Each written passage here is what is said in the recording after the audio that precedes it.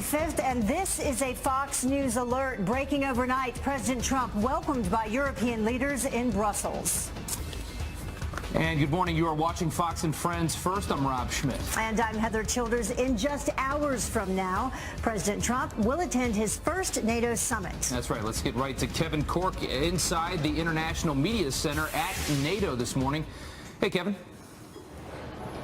Hey guys, I was actually outside earlier this morning, but they've had to move us in. They've got some screening happening outside. They don't want us to take pictures of the practice for the big day that's coming ahead here in Brussels. Now, as you pointed out, for the president, that's just the first opportunity to meet with European leaders as commander-in-chief, but also, I think this is important. It's a chance for him to set the tone of the relationship, at least for the foreseeable future. And there are a number of major topics we expect the president to touch on in his conversation today, in particular with the European Council leaders, economic cooperation, the impact of Brexit, and certainly security in the wake of the devastating attack on Manchester in the UK. But definitely NATO will be at the top of the agenda. There's no question about that. And the president has been making a forceful argument that the member nations need to do more. They need to do their fair share. In fact, that's a sentiment shared by his Secretary of State, Rex Tillerson. He really wants to persuade NATO members to step up and fully meet their obligations. I think you can expect the president to be very tough on them, on saying, look, the U.S. is spending 4%. We're doing a lot. The American people are doing a lot. For your security, for our joint security, you need to make sure you're doing your share.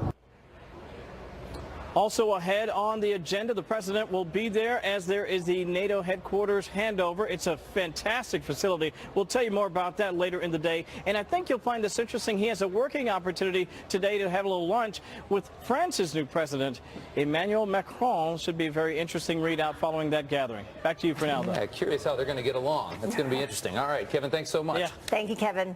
Well, the president's visit to Belgium comes after he visited with leaders of the world's three major religions, most recently the Pope in Vatican City. And Fox News contributor Charles Krauthammer praising the president, saying his trip is an indicator that America is... Meantime, fake Russian intelligence may have impacted former FBI Director James Comey's investigation into Hillary Clinton. The Washington Post reporting that the FBI obtained a document claiming former Attorney General Loretta Lynch assured the Clinton campaign that she would not let the investigation into her private email server get too far. Well, in July, Comey announced the Clinton investigation was over. By August, the FBI concluded that that document was fake, possibly meant to confuse the Bureau. President Trump widening his search for a new FBI director after it is revealed that former Senator Joe Lieberman is now out of the running. Lieberman, who was previously described as the president's top pick, ran into pushback from Democrats who had some concerns about having a politician running the FBI. The president fired FBI Director James Comey earlier this month, citing his handling of the Clinton email investigation. Well, Colin Kaepernick out of a job, but the free agent quarterback still has dedicated fans off the field. Dozens of supporters rallying outside NFL headquarters in New York City. Organizers claim that he is not being treated fairly after kneeling for the national anthem and speaking out about social issues last season. Kaepernick opted out of his San Francisco 49ers contract back in March. You may remember he remains unsigned, but is reportedly in talks with the Seattle Seahawks. All right, well, so much for flying under the radar. Cops busting a pigeon with a tiny backpack full of drugs. This bird nabbed near the border of Iraq and Kuwait in the south of Iraq with nearly 200 ecstasy pills in tow. What an interesting story in so many different ways. Well, let's go back to one of the big stories that we've been following. This Fox News alert, a massive manhunt intensifying for more terrorists linked to the Manchester killer and his family. This is, we learned brand new chilling details about the brother who was planning his own major massacre. Yeah, Greg Halcott is live for us in Manchester with the family's worldwide terror ties. Good morning, Greg. Heather, Rob, that's right. New information about the person behind this terrible attack and more memories for those who were killed. I'm going to step aside while cameraman Pierre shows you the mountain of flowers that over the last few days has built up here in the center of Manchester to the 22 who have been killed. Also remembering the 64 who still remain in the hospital after this incredible attack. Again, police very firmly on the trail of this attacker's network. 8 more arrests, all told, 8 in custody right now. Raids this morning, arrests overnight. Clearly, they are thinking that there was a network behind this man, that he did not act alone. This as we get new haunting images of 22-year-old Salama Beatty. Also, leaked information and images indicate that he was wearing at the time a complicated, sophisticated backpack, explosives filled very carefully with shrapnel that exploded and was aimed to do maximum damage. Also detained in the last 12 hours or so, his father and his brother in Libya. His brother, under somewhat questionable detention by one of the militias there, allegedly says that A, he knew all about the plot that his brother Salama Beatty was going to commit, and that ISIS knew about it too. His father reportedly with at least second-hand links with al-Qaeda. He was involved with the uprising there against Gaddafi and militias there. This as overall security in the UK ramping up. Remember, Theresa May, the Prime Minister, has said that this is a heightened security alert, the highest terror alert, and that means troops are on the street fearing that perhaps another attack might be imminent. Again, finally, as attention paid to the victims, 22 dead. We've learned of 3 more identities, a 14-year-old girl, a young couple, 19 and 17. 1 minute of silence, 2 hours from now, here across UK. It will be a very emotional time. Back to you, folks. It certainly will. Greg, thank you. Thank you, Greg. And as world leaders look for some kind of solution to global terror, pop star Katy Perry says we need to look no further. She may have the answer. I think, the greatest thing that we can do now is just unite as people, as, fan bases, all of it, I think that the greatest thing we can do is just unite and love on each other, and, no barriers, no borders. We all need to just coexist. Well, you think that would work? Critics are now bashing her hug it out approach as oversimplifying, to say the very least, a worldwide crisis. Yeah, Perry was a staunch supporter of Hillary Clinton's failed presidential campaign and is a vocal member of the so-called resistance movement. There you have it. And as terror rocks the United Kingdom here at home, the TSA is now ramping up security. Shara Casoni from our sister network, Fox Business, here with the major change now being tested to screening procedures. Hey, Cheryl. Yeah, hey, good morning, guys. So attention, pack rats. That bag that you're taking to the airport this summer might need to be a bit lighter, with new rules coming from the TSA about which things you'll have to remove when you get to the checkpoint. And the new procedures are now in the testing phase, but if they're implemented, it will require all food and most electronics will have to be removed and placed on the bins separately. So here's what the rules may look like. Travelers would remove electronics bigger than cell phones with the goal to cut down on manual bag checks. The TSA says the change is not associated with the laptop ban, by the way, on flights originating from the Middle East.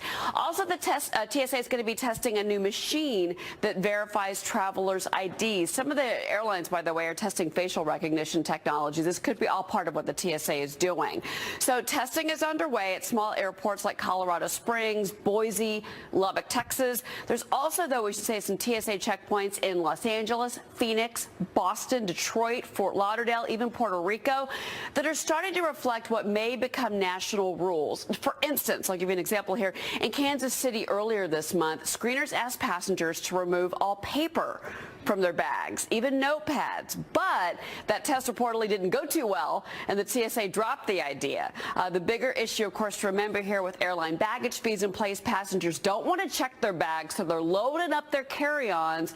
Officials admit it has created a big issue for them because an overstuffed bag takes more time to screen at the checkpoint by the security official. The TSA at this point says the new procedures, if enacted on a permanent basis, would not, by the way, affect those with TSA pre-check or global entry. Yeah. Just a little thought, some advice for travelers out there. Just now figuring out that that's not taking a little bit longer as people try to stuff everything they can in their carry-ons. Yeah, you and your protein bar, Heather. Exactly. It's out. Thank you, Cheryl. You bet. All right, let's go over to Janice. We're talking weather and some storms moving into the East Coast, I guess. I've felt the rain coming. Yeah, some tornadoes as well that we need to talk about. Yeah, absolutely. It's the same system that is moving into the Northeast, as Rob mentioned, rain and thunderstorms. Okay, across the Southeast, we had the potential for severe storms last night. It's moving into the Mid-Atlantic. You see the temperatures in a lot of cases, especially the eastern half of the country, cooler than average. Satellite radar imagery, a little unsettled across the Rockies. And then there's our system moving into the Mid-Atlantic and the Northeast. If you are traveling today, make sure that you are calling ahead, checking online, because we are going to see some delays and perhaps some cancellations. The storm reports, over a dozen reports of tornadoes across the Southeast, and all of this is going to lift across the Northeast with a marginal risk of severe storms. And then we also have that new system moving out of the Rockies that could potentially bring strong to severe storms as well. Back to you, Rob and Heather. All right. Thank you very much, Janice. You got it. Yep. We'll check back with you later.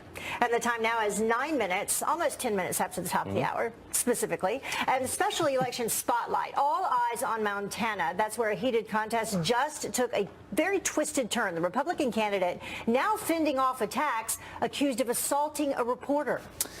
Also, brand new questions this morning about the Manchester massacre. The bomber, a son of a refugee. Why our next guest says it all comes down to assimilation. Well, hours before polls open, a Republican House candidate is charged with assault. Greg Gianforte, forced to defend himself, accused of body slamming a reporter in Montana. It was all picked up on audio. So how could this affect the neck-and-neck special election? Griff Jenkins is live in Washington, D.C. with the very latest this morning. Hey, Greg. Hey, good morning.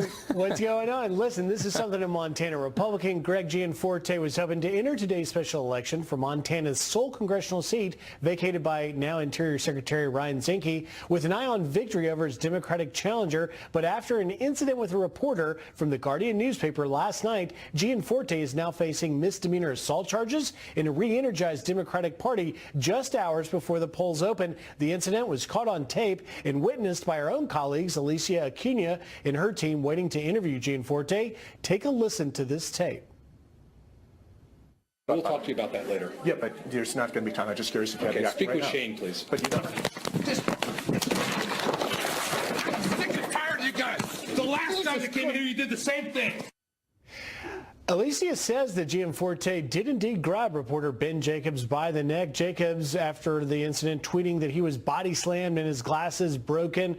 Gianforte's campaign, though, is defending the incident in a statement, saying, quote, after asking Jacobs to lower the recorder, Jacobs declined. Greg then attempted to grab the phone that was pushed in his face. Jacobs grabbed Greg's wrist and spun away from Greg, pushing them both to the ground. It's unfortunate that this aggressive behavior from a liberal journalist created this scene at our campaign volunteer barbecue. The Democratic Congressional Committee not wasting an opportunity here, jumping on it, releasing Facebook ads calling on Gianforte to drop out of the race now, and on the Republican Party to denounce Gianforte. Already 3 of Montana's major newspapers are withdrawing their endorsement of Gianforte. And just something to watch, Rob and Heather, is the absentee vote today as it comes in. About a third of the vote has already been returned, and they have no fault voting, so those votes will count. Guys? Griff Jenkins live for us. Will continue to follow it. Thank you. Well, let's switch back to this. Just days after the tragedy in Manchester, many are now asking the same questions that candidate Trump did back in 2016. Go to Brussels, go to Paris, go to different places. There's something going on, and it's not good, where they want Sharia law, where they want this, where they want things that, you know, there has to be some assimilation. There is no assimilation. So why are refugees having such a hard time assimilating to their new culture? And does this make the world more vulnerable? Joining us now to discuss terrorism and national security analyst at the Heritage Foundation is Robin Simcox. Thank you so much for joining us. Great to be with you. Robin, first of all, let's bring this up. These series of full screens that we have on some attacks that have happened. And this is really telling. This is in Paris back November 13th, 2015. You had two individuals became radicalized in a Molenbeek ghetto. 130 people ended up killed. Then in July 14th, 2016, the Tunisian national who drove a truck into a crowd, killing 84 people. And then in Berlin, December 2016, failed asylum seeker Anis Amri. He drove a truck through a crowded Christmas market. You'll remember that, killing 12 people. The video was horrifying of that one. So, Robin, what is the problem, and why are these individuals, these refugees, not assimilating into the cultures where they end up? A few things, really. First of all, you have ISIS. Because there's such large refugee flows at the moment going into Europe, ISIS have very specifically targeted those refugee flows to infiltrate, to get their pre-existing operatives into Europe so they can carry out some of the attacks that you've mentioned there. But then I think you also have to say, because of the scale of the numbers coming into Europe, it's almost impossible for any of the receiving countries to begin to deal with this and to begin to deal with integration and assimilation issues in anything like a responsible way, because in Germany alone you've had almost 2 million people come into the country in 2 years. I think any country in the world would struggle with that amount of flow. But when you have some of these European countries which are very uncertain about identity issues, have a sense of guilt about colonial past, perceived or otherwise, then that just makes it even more difficult. So since you're saying you have the out-of-control numbers, no way to control it, what would your answer be? To close off the borders until there is a way to figure that out?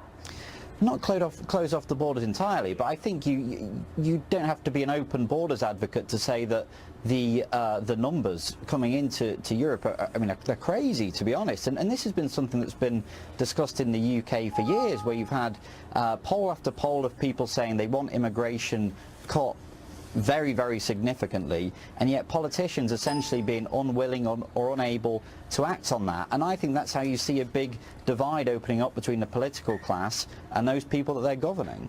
So what about when it comes down to those Muslims who believe in Sharia law? I was reading an article, I think it was in the National Review, it said upwards of 2/3 of Muslims in the countries from which we accept refugees here in the United States believe in Sharia law, and Sharia law runs exactly opposite of our beliefs here in America.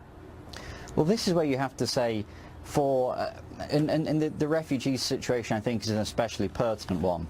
If Europe is accepting in people in such large numbers from people fleeing from Syria or parts of East Africa, the Middle East, wherever it may be, there has to be, part of the social contract there is that there has to be integration into the core values of the country which you are arriving. And obviously the core values of the country which you are arriving in Europe, and in the US of course as well, do not revolve around Sharia law. They revolve around the rule of law, modernity, democracy, human rights, and a sense of identity that doesn't involve being dictated by religion. Yeah, the belief that people have a right to govern themselves, amongst other things. Robin, thank you so much for joining us. Very difficult topic to tackle in a short amount of time. Thank you. Thank you. All right, well, 20 minutes after the hour. Violent gang members allowed to enter and stay in the United States under President Obama's watch. The bombshell new report that could pinpoint the source, or one source, of America's MS-13 problem. That's coming up. Also, the dramatic moment that a woman jumps onto the hood of her moving SUV to try and stop a carjacking. Stay tuned.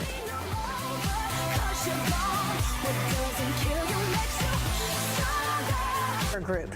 The Daily News joining the NYPD Commissioner, JetBlue, Coca-Cola, and more in marching away from next month's Puerto Rican Day Parade in New York City. Now, the event celebrating Oscar Lopez Rivera. His group claimed responsibility for more than 100 bombings across the U.S. But a New York City councilman told our Tucker Carlson that Rivera is a, quote, freedom fighter, not a terrorist.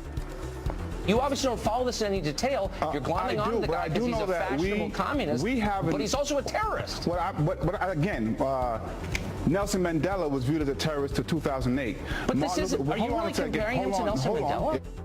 Well, Rivera spent decades behind bars, but was just released from prison after President Obama commuted his sentence. And a bombshell new report revealing that the Obama administration allowed illegal and violent MS-13 gang members into the U.S. Senator Ron Johnson says that Customs and Border Protection documents show 16 teenagers caught crossing the border in 2014 admitted to being a part of the deadly gang. But that didn't stop the feds from placing them in community homes across the country. Immigrant children poured into the U.S. and received benefits under President Obama. Rob? All right, now to a Fox Business alert. Graco is recalling more than 25,000 car seats. The webbing apparently can break in a crash and may not keep kids restrained, which is exactly what it's supposed to do. The recall affects certain MyRide 65 convertible seats made in 2014. Graco will notify owners, and dealers will provide a replacement harness free of charge. Well, Google wants to watch how you shop even when you're offline, apparently. The tech giant announcing plans to track how much money people spend in physical stores after clicking on digital ads, thinking that the ad might have driven them to the store. Google Attribution trying to sell more online advertising, saying Google says it won't be able to examine the specific items purchased or how much a specific individual spent. So it's not that intensive, apparently. Well, the time now, 26 minutes after the top of the hour, and any moment now we're monitoring this. The president will be on his way to meet with the newly elected president of France. Hey, we're live on the ground in Brussels. Stay tuned. It is Thursday, May 25th. This is a Fox News alert breaking overnight. President Trump welcomed by European leaders in Brussels, Belgium. Another busy day. Good morning to you. You're watching Fox and Friends First. We always appreciate it. I'm Heather Childers. And I'm Rob Schmidt. Here in just hours from now, President Trump will attend his first NATO summit. So let's get right to Kevin Cork, who is inside the International Media Center at NATO with more. Good morning, Kevin. Hey, good morning, guys. It is a huge media center, by the way. I don't know if you can see over my shoulder. I mean, this thing goes back, it feels like 100 yards. Obviously, trade, economic cooperation, and security coordination will certainly be part of what we expect the president to be talking about as he meets with European leaders today. But there are a number of other issues that I think we want to... We do think that would be a really important step for them to take. They've been an observer, but they've become more and more engaged, in the actual fight to defeat ISIS. I think the Secretary General Stoltenberg feels that would be an important step for them to take. There are a couple of countries. And of course, we're also keeping an eye on the NATO headquarters handover. It's a beautiful facility. That plus the working lunch with France's President Macron. And did I mention the president's on his way to Italy for the G7? Yeah, pretty busy day, I would say. Just a whole lot going on. Absolutely. Yeah. Thank you so much. Yeah. We appreciate it. Well, also breaking, a massive manhunt is intensifying for more terrorists linked to the Manchester killer and his family. Yeah, this is, we learned brand new details about the brother who evidently was planning his own jihad, his own massacre. And Greg Palcott's live for us in Manchester with the family's worldwide terror ties. Good morning, Greg. Heather, Rob, yes, as we stand in front of the growing memorial of flowers in the center of Manchester to those killed in the attack Monday night at the concert hall here, we're learning more and more about the attacker and his support network as the police go after them. We've learned of more arrests overnight and raids this morning. All told, 8 people are under arrest now, believed to be a part of this network that the police now say are actively supporting or actively helping this bomber. This as new images of Salam Abedi emerged and new details about how he committed his dastardly act. Images showing a backpack full of explosives and shrapnel meant to do ultimate massive damage to anybody near him, and in fact it did. Detained also overnight in the last 24 hours or so, the father and the brother of Salam Abedi in Libya. The brother allegedly claims that he knew about the attack and also knew about ISIS links to the attack. No confirmation of that from Libya. Also, the father allegedly had links to groups associated with al-Qaeda in the past. So a lot more questions on that front. This as overall security in the UK continues to be ratcheted up. Security security level at its highest. That means troops are out on the street. That means a possible threat of an attack is seen here. As the victims remembered, in 1/2 hour, there'll be a minute of silence here and across the UK for the 22 killed, 64 remain in the hospital. Back to you, folks. Yeah, it's so heart-wrenching hearing from all those families. Certainly is, Greg. Thank you. Thank you. Well, take a look at this. A woman jumps on the hood of her car to stop thieves from driving away. This is so dramatic. Look, they were trying to get away with her SUV. You can see a man dressed in black sneak into the white car as the woman in red pays for her gas in Milwaukee. But then she immediately jumps up on the hood, bangs on the windshield, trying to stop him. But the thief tries to drive away anyway. Then after a few seconds, he finally ditches his plans, jumps into a getaway car. The woman then jumping off her SUV, running to catch it as it rolls into traffic. But the crooks did manage to get away with her cell phone and her purse. Hopefully her cell phone has GPS on it. That woman is awesome. Very brave. Can you believe that? She likes her car. She's a hero for herself. That's amazing. All right, a miracle here as a sick little boy finds a heart donor just hours after a visit from the First Lady, Melania Trump. Ms. Trump tweeting a picture of herself holding the child's hand with the hashtag blessings and faith. She released a statement saying that her heart was filled with joy after learning the news that he got the transplant. Mrs. Trump speaking Italian to the children in the hospital. She says she will continue to pray for them. That's great. Yeah, good for him. Yeah. Well, the time now is about 36 minutes after the top of the hour. And did the Obama administration break its own rules by using the NSA to spy on Americans? If so, how routine was it? We discuss that up next. And the long-awaited breakdown of the Republican plan to repeal and replace Obamacare is released. And even though it is expected to reduce the deficit by a tremendous amount of money, Democrats are saying no way. Cheryl Casoni makes sense of all of this.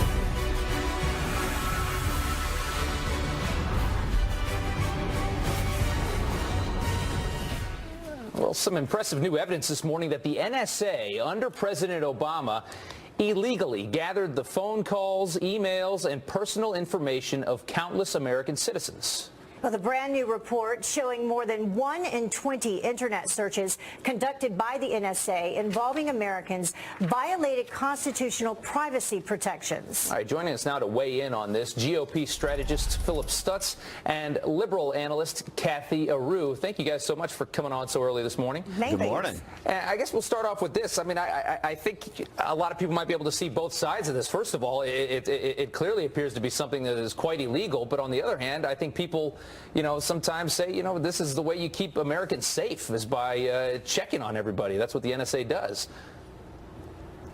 Yeah, I mean, listen, in 2011, the Obama administration loosened the rules on how they can collect data on Americans. And since that time, there's been a threefold increase in the search on Americans. Part of that unmasking that Susan Rice did came out of that.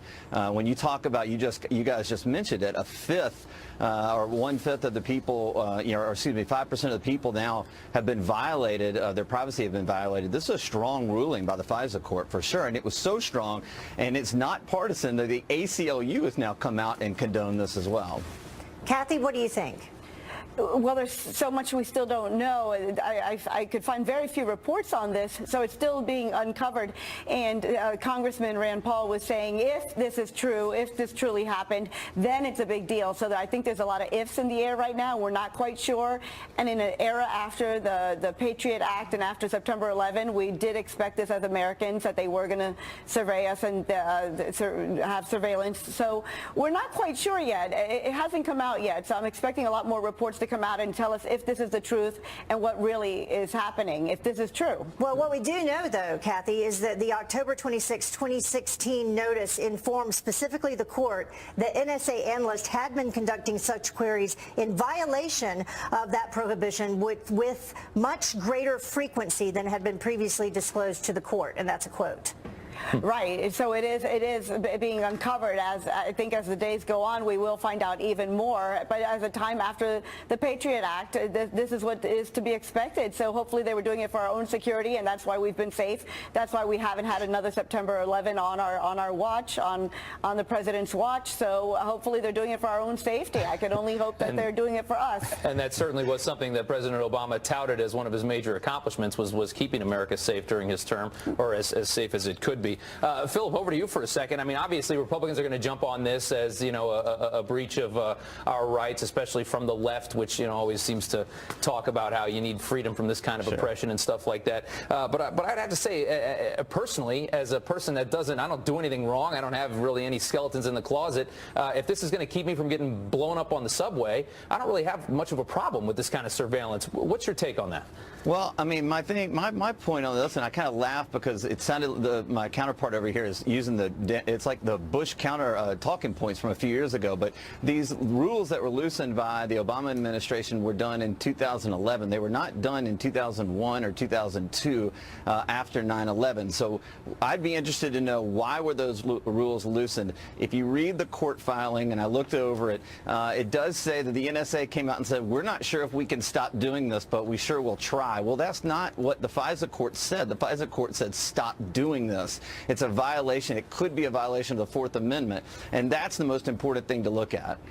It could be. I mean, that's the question. It could be. There's a lot of ifs, if. So we still don't know. It could be a big deal. Yeah, it's a news story. Guys, thanks so much for coming on early this morning. We appreciate it. Thank you. Thank you. Well, hours before the polls open in Montana, Republican House candidate is charged with assault. Yeah, so how could this affect the neck-and-neck special election there in Montana? Griff Jenkins live in Washington with the very latest. Hey, Griff. Hey, Rob and Heather, good morning. Greg Gianforte, the Republican candidate, thought he was on the path to victory, but after an incident with a reporter from the Guardian newspaper last night, Gianforte is now facing misdemeanor assault charges in a re-energized Democratic Party hours before the polls open. This altercation caught on tape. Take a listen. I'll talk to you about that later. Yeah, but there's not going to be time. I'm just curious if you have the act speak right with now. Shane, please. But you don't. I'm sick and tired of you guys. The last time you came in here, you did the same thing. Our colleague Alicia Aquino is waiting to interview Gianforte and confirm that this incident happened. Jacobs tweeting that he was body slammed and his glasses were broken. But Gianforte's campaign defended the candidate in this statement, saying, quote, after asking Jacobs to lower the recorder, Jacobs declined. Greg then attempted to grab the phone that was pushed in his face. Jacobs grabbed Greg's wrist and spun away from Greg, pushing them both to the ground. It's unfortunate that this aggressive behavior from a liberal journalist created this scene at our campaign volunteer barbecue. Now, the Democratic Congressional Committee jumping on the opportunity, releasing Facebook ads calling on the candidate to drop out of the race and the Republicans to denounce him. 3 of Montana's newspapers withdrawing endorsements, guys. Wow, that's some crazy audio. Yeah. All right, Griff, thanks so much. Thank you, Griff. We'll follow up on that as well. But right now, let's check in with Steve Doocy to see what's coming up on Fox and Friends. And Katy Perry thinks we should just all hug it out, right? Just hug it out. Oh, and turn his mic on. Steve's microphone on. Can I read lips? No. Well, it's a really great soundbite, and it might be entertaining, and you're going to get a lot of that coming up at 6 o'clock and some analysis of it as well. Yeah, a lot of reaction coming in as well. We'll be right back. Bye. Even though it is expected to reduce the deficit, Democrats are still finding a way to say, no way. Go figure. Cheryl Kasani from our sister network, Fox Business, here now to make a little bit of sense of all of it for us. Right, Cheryl? Well, Heather, yeah, there you go. Go figure. The Dems are mad about this one, of course. Good morning again. The Congressional Budget Office did release late yesterday its score on the repeal and replace bill that passed through the House earlier this month. And $119 billion over the next decade, primarily through its cuts to Medicaid and private insurance subsidies. Now, the CBO also reported in its analysis 23 million fewer Americans would be uninsured under the plan by 2026. But remember, that includes those that choose not to sign up under the exchanges. So that point is being hotly debated right now. Still, Democrats like Senator Bernie Sanders immediately took to social media to slam the GOP bill. Sanders tweeting, quote, in just 3 words, What a disgrace. Senate Democratic leader Chuck Schumer said the GOP should, quote, throw the bill in the trash. And we should say the White House late last night did issue this statement. Here you go. History has proven the CBO to be totally incapable of accurately predicting how health care legislation will impact health insurance coverage. What's more alarming is yesterday HHS reports based on data from the Obama administration show that average individual market premiums more than doubled since 2013. I will leave you with this, Heather. Remember that many insurance companies have been pulling out of the exchanges because they just couldn't afford it. Absolutely. And you were just reading my mind, Cheryl, because that's what we're going to talk about. Yet another health insurer company is dumping out of Obamacare. Starting next year, Blue Cross Blue Shield will no longer offer plans in parts of Kansas and Missouri. The company citing more than $100 million in losses since 2014. Rob? All right, Heather, thanks. President Trump getting a warm welcome in Brussels, Belgium overnight. Just hours from now, he'll attend his first NATO summit.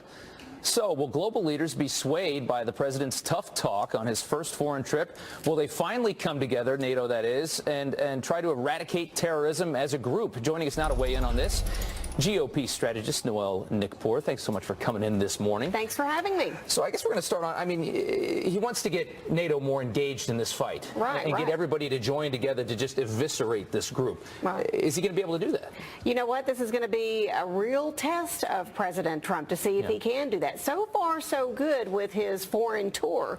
If you'll look at, his speech in Saudi Arabia, which, that was a telltale sign of how he's going to be perceived. So I think that, with him in NATO, seeing if he can get everyone together, I think that he has got half a chance to show strength here. Yeah, and he's trying to get everybody to 2% spending on military defense, which is going to make the world stronger and safer as well. Right. That's a big thing, too. Yeah. One interesting thing that I read this morning by the BBC said that the Germans and the French are going to agree to this fight against ISIS.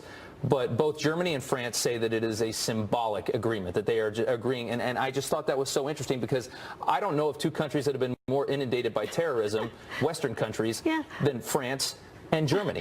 And for them to say that it's just symbolic, almost like they don't want to go to fight against ISIS. Not only that, but I mean, this is an insult because look at what just happened in Manchester. Look what's happening over there. And especially France. Remember the Nice attacks that they had with the car and everything. How can they use that kind of language, and say that? Yeah, and to me that's what's interesting too. And you would think that these leaders would be jumping at the bit for a chance to get in there and drop some bombs. I remember after which attack was it where the French bombs had from Paris with love or something written on the bombs. I mean, people love that. Yeah, and they're a major target. The sidewalk cafes, and Lord knows what it's doing to terrorism. But everyone has to come together globally. This is not just isolated. This is a global problem. This should be a fight that everybody is proud to get behind. Absolutely. Let's broaden it out. Let's go to the trip in general. The president's been extraordinarily busy. I mean, he's handling 3 different major religions and how many different countries and all these different summits and leaders. And the G7 is going to be in Sicily this time, which is beautiful.